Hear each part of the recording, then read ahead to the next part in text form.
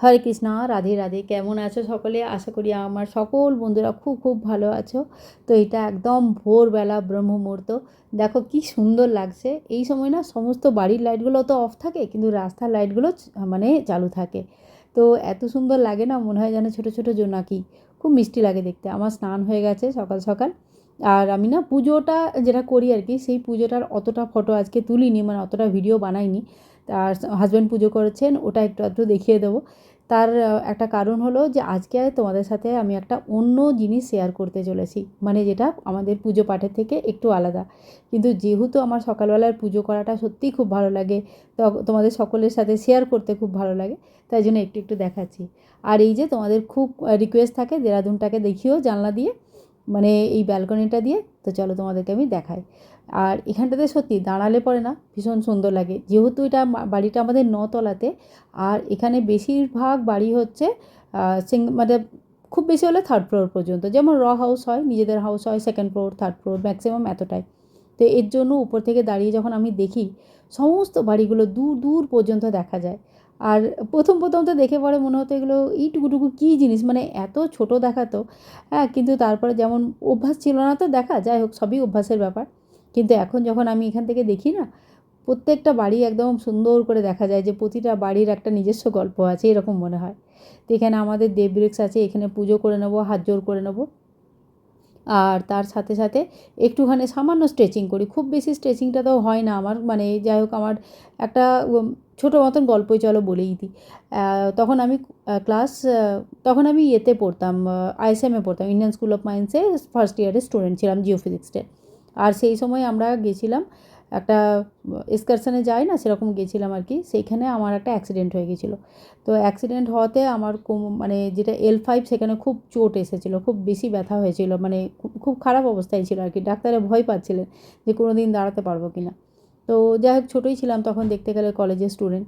প্রচণ্ড মানে আমার খুব যন্ত্রণা, সেই নিয়ে বাবা গিয়ে পরে ওখান থেকে নিয়ে এলেন আমাকে বাড়িতে। বাড়িতে চিকিৎসা হলো, ডাক্তারে অনেক রকম মানে আসন দিয়েছিলেন, ওষুধপত্র দিয়েছিলেন, অনেক রেস্ট্রিকশান ছিল।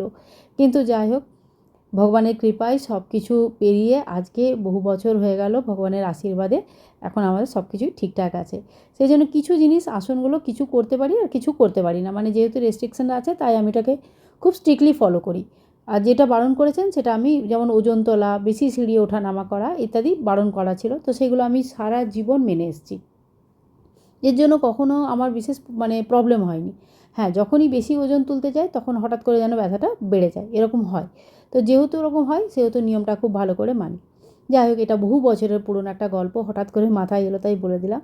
তো এই হাজব্যান্ড এখন পুজো পাশা করছেন, আর এই যে বাসনপত্রগুলো ঠাকুরের, এইগুলোকে ধুয়ে পরে আমি এখানে শুকিয়ে পরে রাত্রেবেলাতে এইখানটাতে রেখে দিই আর কি, উল্টো করে। তো পুরো জলটা শুকিয়ে যায়। আর পিতল কাঁসার জিনিসে জানো তো, জলটা যদি থাকে তাহলে কিন্তু প্রচুর দাগ হয়, আর ওই দাগ ঘষে ঘষে ওঠাতে খুব কষ্ট। আর এখন মারা এসেছেন, তো মাদের খুব একটা ভিডিও আমি বানাই না, মানে যাই হোক বানাই না এই জন্য, মারা খুব একটা কমফোর্টেবল নয়, মানে কি বানাবো সেই আর কি, তো মাঝে মাঝে এই জন্য দেখতে পাও। তো যাই হোক, মারা খুব একটা মানে ভিডিওতে, আমিও আগে কমফোর্টেবল ছিলাম না, তো এখন ভিডিও বানাতে বানাতে অভ্যাস হয়ে গেছে, অনেক বছর ধরে বানাচ্ছি তো। তো যাই হোক, সকাল সকাল একটুখানি কথা বলছিলাম নানা রকম। আজকে যেমন একটা অন্যরকম প্ল্যান আছে, মা বাবা বাড়িতে থাকবেন, বাবার অপারেশন হয়েছে হাঁটুর, আর সেই জন্যই এসেছেন আর কি। তো হাঁটুর অপারেশনটা প্রায় 1 মাস হতে চললো, রেস্ট হয়ে গেছে, ফিজিওথেরাপি হয়ে গেছে, অনেক কিছুই হয়ে গেছে, এবারে মানে একদম নর্মাল হয়ে গেছেন আর কি। তবে চলাফেরাতে একটুখানি এখনও রেস্ট্রিকশান আছে, একটু একটু মানে খুব বেশি চলতে পারেন না। তো যাই হোক, আর একটু ঠিক হয়ে যাবে, তারপরে মা বাবা বাড়ি চলে যাবেন। আর ওই আর কি, তো এই জন্যই মা বাবার এখানে আসা। তো আজকে এখন মা বাবা বাড়িতেই থাকবেন, গোল্ডি বাড়িতে থাকবে, আর আমরা যাব রেডি হয়ে। আজকে একটা চেস কম্পিটিশান আছে। তো এই চেস কম্পিটিশানটা দেহরাদূনে মাঝে মাঝে হয়, আর যেহেতু ছেলে মেয়ের দুজনারই খুব প্রিয় গেম আর কি এটা, ওরা শিখছেও অনেক দিন ধরে। আর সেই জন্য মানে ওদের ওখানে যখন যখন কম্পিটিশান হয়, আশেপাশে যখন হয়, তখন আমরা সেখানে পার্টিসিপেট করি, আর ওখানে সবাই মিলে যাই। তো এইখানে আমি এখন পোহা বানাচ্ছি। পোহা মানে চিড়ের পোলাও, অনেকে জানেন, অনেকে আবার পোহা বলেন, আমি তো পোহাই বলি, বাইরে থাকি বা মানে এরকমই বলে বলে অভ্যাস হয়ে গেছে। অনেক কিছুই আছে যখন যেগুলো আমি এখন ওইভাবেই বলি আর কি, ওটাই এখন আমার কাছে নর্মাল হয়ে গেছে। পোহাটাতে অনেক রকম শাক সবজি দিয়ে যদি বানানো হয় না, শাক না সবজি দিয়ে, তাহলে কিন্তু বেশ টেস্টি আর হেলদি হয়, আর বেশ ভালোও লাগে খেতে। বরের তো খুব পছন্দ, ও তো প্রায় দিনই বলে পোহা বানিয়ে দাও। তো তো যাই হোক পোহাটা বানানো হয়ে গেছে, এবারে বিছানাপত্র একটুখানি পরিষ্কার পরিচ্ছন্ন করে নেব। আর এই যে দুটো কাপ কিনেছিলাম তোমাদের সঙ্গে দেখিয়েছিলাম, খুব মানে সস্তায় পেয়ে গেছিলাম, 99-এ দুটো কাপ, তার সঙ্গে মানে সেরামিকের দুটো কাপ, তার সাথে একটা করে স্পুনও আছে, মানে স্যুপ কাপ বলতে পারেন, স্যুপ বোল টাইপের। তো এটাতেই দেবো আজকে মুসলি দেবো, একটু করে দুধ গরম দুধ দেবো। তো ওদের দুজনা খুব বেশি খেয়ে যেতে পারে না আর কি, কোথাও গেলে খুব হালকা ফুলকাই খেয়ে যায়, খুব বেশি খাবার খেয়ে কোথাও যাওয়াটা একটু অসুবিধা হয় ওদের। তো এইটাতেই আজকে ওদেরকে খেতে দেবো, মানে এটা নতুন নিয়ে এসেছি তো, নতুন জিনিসের একটুখানি ইউজ করলে দেখবে ভালো লাগে, জিনিসগুলো দেখতেও সুন্দর লাগে। আর এই যে আমি তৈরি হয়ে গেছি, এই যে একটা ব্লু কালারের ড্রেস পরেছি, আর এটা না পিওর কটন, ম্যাক্স থেকে নিয়েছিলাম, দেখতে বেশ সুন্দর, পরেও খুব আরাম আছে। আর তার সঙ্গে একটা হোয়াইট কালারের পাজামা পরেছি, তো ওই যেটা চিকনের কাজ করা থাকে এরকম পাজামাগুলো, সেইগুলো। আর এই আমরা বেরিয়ে পড়েছি, এবার আমরা যাচ্ছি চেস কম্পিটিশানে, যেটা তোমাদেরকে আজকে শেয়ার করব বলছিলাম। তো এই হচ্ছে দেরাদুনের রাস্তা, রাস্তাগুলো সত্যি খুব সুন্দর লাগে, দুদিকটাতে মানে একদম গ্রিনারি। আর যদি একটু বৃষ্টি পড়ে তাহলে তো আরও যেন সবুজ হয়ে যায়, মাঝে মাঝে না এই গাছগুলোতে নানা ধরনের ফুল হয়, কোনো গাছটা লাল, কোনোটা বেগনি, কোনোটা হলুদ, নানা রকম ফুলে মানে খুব সুন্দর লাগে দেখতে, একদম আলাদা সে টিভির মতো লাগে দেখতে কখনো কখনো। আর এইখানটা কত বড় বড় খালি খালি জায়গা, এখানটা গ্যারিক্র্যান্ড বলে, এখানটা তো খুব সুন্দর, মানে খালি, খুব অনেক জায়গাগুলো খালি, আর বড় বড় বিশাল বাড়ি, মানে দেখে মনে হয় যেন সেই ওয়ালপেপারের মতো লাগে দেখতে, এত সুন্দর লাগে। মানে গাড়িতে তো, চলন্ত গাড়িতে একটু ভিডিও নিয়েছি আমি, ওরকম না, দাঁড়িয়ে যদি কেউ ফটোগ্রাফি ভালো করে করতে পারে না, ব্যাপক আসবে। যাই হোক, এটা হচ্ছিল সেন্ট্রিও মলে, আমাদের বাড়ি থেকে বেশি দূর নয়, এটা 10-15 মিনিট লাগে গাড়িতে করে আসতে। তো সেখানে আমরা পৌঁছে গেছি, একদম 6th ফ্লোরে হচ্ছে এটা। আর দেহরাদুনে যদি কেউ থাকো আমার বন্ধু, তাহলে নিশ্চয়ই জানিও আমাদেরকে। এটা হচ্ছে ফুড কোর্ট, একদম খালি, কেননা মল খোলার টাইমই হচ্ছে 11টা, আর আমরা এসেছিলাম 8:30টায়, 9টা থেকে 9টায় রিপোর্টিং ছিল, 9:30 থেকে গেম শুরু, তো আমরা একটু আগেই এসেছিলাম। তো ওদেরকে ওখানে উপরে 6th ফ্লোরে ছেড়ে দিয়েছে, আমরা এবার এখানে একটু 4th ফ্লোরে ফুড কোর্ট আছে, ফুড কোর্টটাই বসে আছি। আর পুরো ফুড কোর্টটা খালি, এই দেখো চারিদিকটা খালি, অনেকগুলো দোকান খুলেছে, আবার অনেকগুলো বন্ধও রয়েছে। তো ওরা আমাদের সাথে দেখা করে আবার এবারে উপরে যাবে, এটা হচ্ছে 6th ফ্লোর, যেখানে মানে চ্যাম্পিয়নশিপটা যেটা হচ্ছে আর কি। তো অনেক দূর দূর থেকে লোক আসে এখানে, যেমন আলাদা আলাদা জায়গা থেকে লোক এসেছিলো, তারা এখানেই অপেক্ষা করছিল বেশিরভাগ লোক। তো আমরা একটুখানি জলখাবার, এখানে জলখাবার না ঠিক, এটা টাইম হচ্ছে 11টা 11:30 এরকম হবে। তো আমরা একটু খাবার দাবার খাবো, কী করবো, মানে বোর তো হয় বসে বসে, ওরা তো গেম খেলছে, আমরা তো বাস বোর। আর এই যে এই এরিয়াটা, এটা ওপেন একটা এরিয়া ছিল, যেখানে আর কি পার্টি টাটি হয়, কিন্তু আমাদের ওখানে যাওয়ার পারমিশন ছিল না, আমি দূর থেকে ফটোটা তুলেছি ওই জন্য।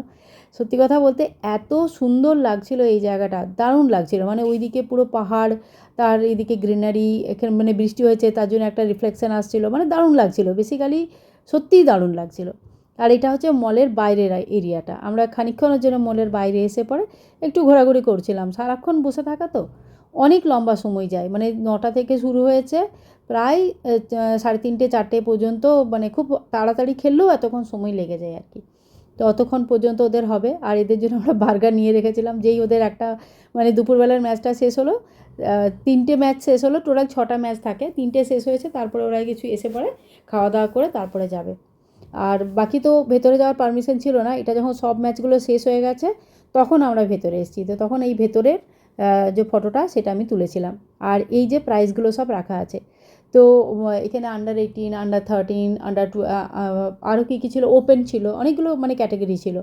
তার মধ্যে ধ্রুপদও প্রাইজ পেয়েছে, ধ্রুপদও প্রাইজ পেয়েছে, আর তার সাথে সাথে নন্দিনীও প্রাইজ পেয়েছে। তো যাই হোক, দুটোই খুব মানে খুব ভালো লাগে যখন মানে এরকম প্রাইজটা এরকম ম্যাটার করে না, এটা বলা যায় না, খেলছে তো সবাই ভালো, কিন্তু জাস্ট একটুখানির জন্য হয়তো কেউ ফার্স্ট হয়ে যাচ্ছে, কেউ সেকেন্ড হয়ে যাচ্ছে, সামান্য রেফারেন্সের জন্যই হয়। কিন্তু ছোটো ছেলেদের হাতে যখন প্রাইজ থাকে বা মেডেল পায় তারা, বা সার্টিফিকেট পায়, তখন প্রতিটা বাচ্চার মুখে না একটা অন্যরকম আনন্দ থাকে, মানে যখনই দেখি না এই জিনিসগুলো, সত্যি বুঝতে পারি যে একটা সত্যি কথাই খুব আনন্দ থাকে। আর এখানে প্রথমে তো অনেকটা স্পিচ দিয়েছিলেন যে অ্যাবাউট চেস, কীভাবে খেলা উচিত, একটা ডিসিপ্লিন ওয়েতে যখন আমরা খেলি, তো শুধুমাত্র খেলা নয়, এটা হচ্ছে ব্রেনের একটা এক্সারসাইজ। তো বাচ্চাদের চেস যারা খেলে তাদের কিন্তু ব্রেনটাও ধীরে ধীরে ভালো big clap. I just want a very big appreciation for these boys. It's not been an easy tournament. It's a long tournament.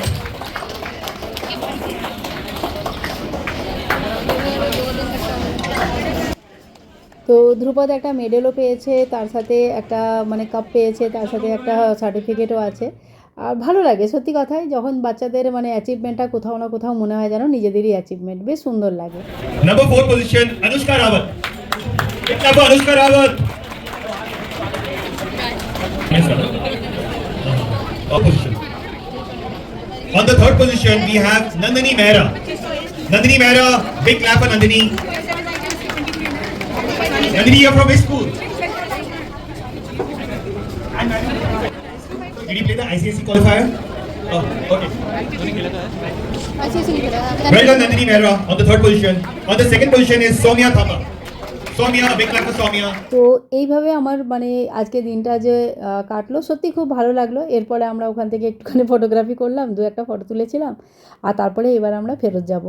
তো ওই সেম রাস্তা দিয়েই ফেরত যাব। আর এই সময়টা বেশি সময় হয়নি তখনও, এখানে না সূর্য ডুবতে অনেক সময় লাগে, মানে প্রায় 7টার কাছাকাছি হয়ে যায়, তখনও পর্যন্ত বেশ সুন্দর সূর্য দেখা যায়, লাইট থাকে, থাকে, রোদ থাকে, বেশ ভালোই লাগে। যাই হোক, আবার ওই রাস্তা দিয়েই ফেরত যাচ্ছি। এই রাস্তাটা বেশ সুন্দর লাগে দেখতে। আর এই বৃষ্টি পড়েছিল তো, কাঁচের ওপরে প্রচুর গুড়ি গুড়ি দাগ দেখতে পাচ্ছ, কারণ এখানে না একটু বেশি যখন গরম হয়ে যায় তখন বৃষ্টি কিন্তু শুরু হয়ে যায়। আর বৃষ্টি মানে পড়লে পরেই আবার টেম্পারেচারটাও কন্ট্রোল হয়ে যায়, দেখতেও সব কিছু শান্ত সুন্দর হয়ে যায়। আর এই কাপ দুটো প্রাইজগুলো সমস্ত কিছু এসে রাধারানীর সামনে রেখে দিয়েছি, আমাদের ঠাকুরদেবের সামনে।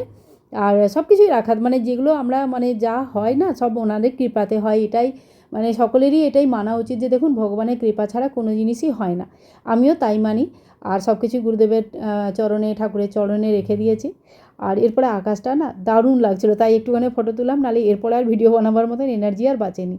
তো সন্ধে হয়ে গেছে, এবার ঠাকুরের প্রদীপটা দেবো চারিদিকে, মানে এই যে দেব বৃক্ষের সামনে, তারপরে আমাদের মন্দিরে। আর আজকে ভিডিওটা তাহলে এখানেই শেষ করি, দেখাবে নতুন ভিডিওতে।